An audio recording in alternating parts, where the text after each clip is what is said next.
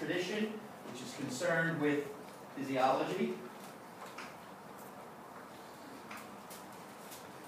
Get neater. The empiricist, concerned with experience. And that's really like sensory experience. Not experience like I went on a booze cruise this weekend and had a real experience. No, not that. This is experience like I see it, I touch it, I feel it. How does sensation work? And of course the rationalist idea is really all about thinking. A lot of what goes on in our head is our thinking, and our thinking, coincidentally, for these people, affected the way in which we hear, see, and feel and experience. Your expectations set up what it is you're going to see. If you don't have any idea of what's going to be out there, chances are you're going to miss it. So these are the background. And of course, and this gets to what will be on the test, there is Immanuel Kant. And he is an important guy, still a philosopher, but he pulls these together, and he really makes us kind of aware that to do psychology, you need a philosophy of mind, right? You need to think, what is the mind about? You don't just walk in, right? There's a kid being bad in class and you smack them and stop it, right? If you do that and you expect it to work, it's because you have some idea of what has an impact on the mind, right? If you come in and you see somebody, doing something wrong, and instead you sit down and try to talk to them to make them understand why you have to do certain things and follow rules, right? You're appealing to the rational side of them because you think punishment doesn't really control behavior, it just makes people pissed off and angry, or they go away and hide, right? And rather, I would like to have my kid or somebody I'm working with doing things because they understand the point, right? That's really what you want. So how you perform or behave in a psychological situation very often depends on what your theory of mind is. You think it's going to be just punishment? You think it's going to be understanding? Or what? Or maybe it's just the way they're built. Kant makes this idea of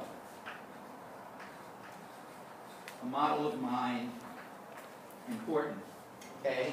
And again, this is not the kind of thing that you hear everybody talking about when they're doing psychology. But it's there, right behind the curtain, just like the Wizard of Oz. It's right there. And you'll see that they do have a theory of mind behind that. A lot of people, I know you talk about psychoanalysis and Freud and all of that stuff.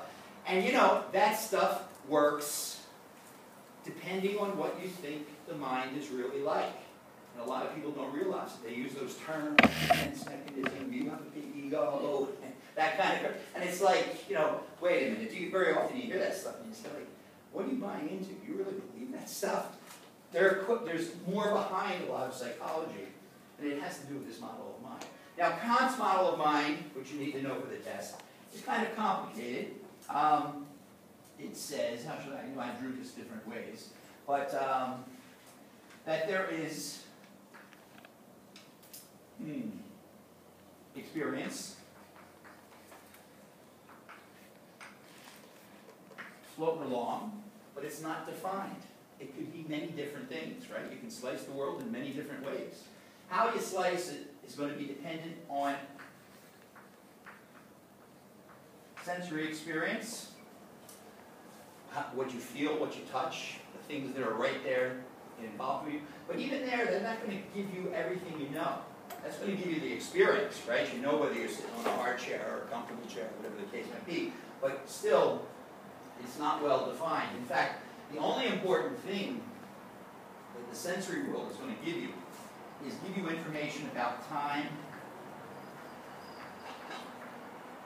and space.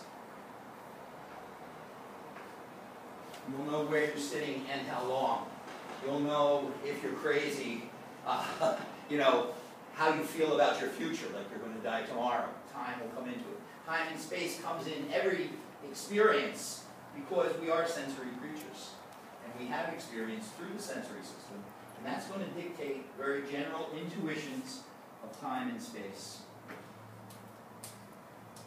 Remember, intuitions of time and space. That's how Kant called them, which means that's how you'll see them in the book, and most importantly, in the test.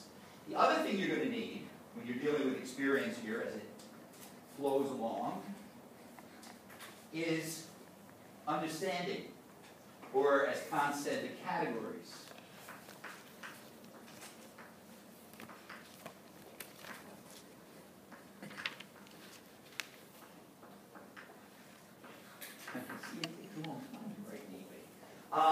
Categories of understanding. Things that are not in experience, but that your mind has to put in to make it seem organized, so you can figure out what's going on. So in some situations, experience is floating along, you're feeling it, you can see it, you know it's out there, you decide, boom, I have to count it. And then you're going to use the category of quantity. Or you're going to walk in and say, I don't care about counting it, I have to think about the relationships. Who's here together? When are they here? Are they all attending to me? I'm always concerned about the relationship, right? Oh, by the way, go on the internet, not now, but later, and type in, don't answer your cell phone in class. Make sure you see that one. I love it. It's my hero. Because it's an Asian teacher, and she's teaching the class. And then we got like right there, phone rings, and he's on the phone talking. She walks over, grabs the phone, throws it down, smashes it to pieces. The kids are like shocked. And she never misses a beat. She turns around, goes right back to teaching. I watch that every morning like a little prayer. I bring that for my wife and I said, look at that, don't you love that? It's my hero. Anyway, who was that? So relationships. If relationships are the issue, then relation is the thing that I have to, you know, you can say, hey, look at something else. Don't look at people with cell phone. But I do. And it's me doing it. I know it. It's not your fault. I'm the one who's letting you out. So it's coming from my mind, not inherently from the experience. A lot of the things I couldn't notice, but I do notice that. There's also quality and modality. I had a pain-in-the-ass student in another class the other day, right before the break, and I left, you know. And after I left, you'd say, all right, so you left her, come on, get over it, right? Go, what are you doing? And like, I'm driving home, and I'm just ramming at this constant. I couldn't get her out of my mind because of something she said. That's not actuality.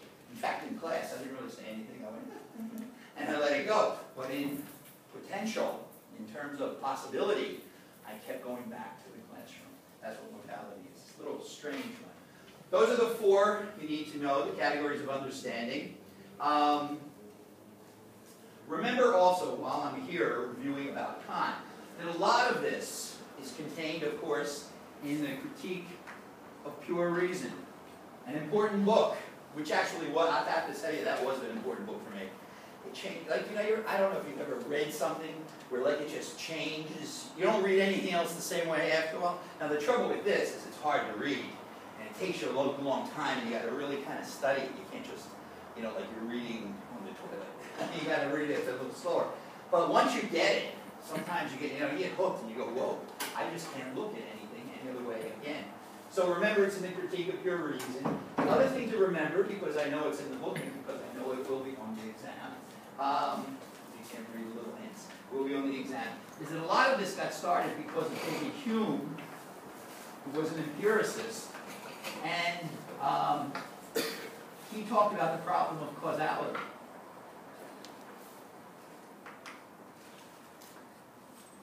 And he said, you know, you never know causality. You just guess at it. You see one thing hitting another, and you guess at it, you know. You never really know it. And Kant said, interesting idea. In fact, remember, it was that idea that was one of those ideas for Kant. As he said, he awoke from his dogmatic slumber.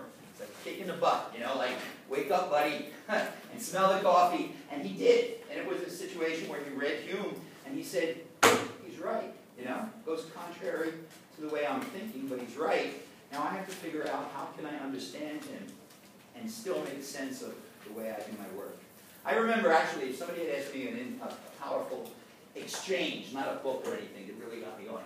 When I was in high school with all these religious, you know, people coming at you one day. Now, they loved me because I talked, right? All the rest of it was an old boy high school. They're all sitting there with their hands under the desk. And, you know, and I was there raising my hand and saying, you know, if you believe in Jesus because of the miracles, what are you really believing? A mathematician? That's not why you should believe. And they loved that. So I was winning the wars for religion.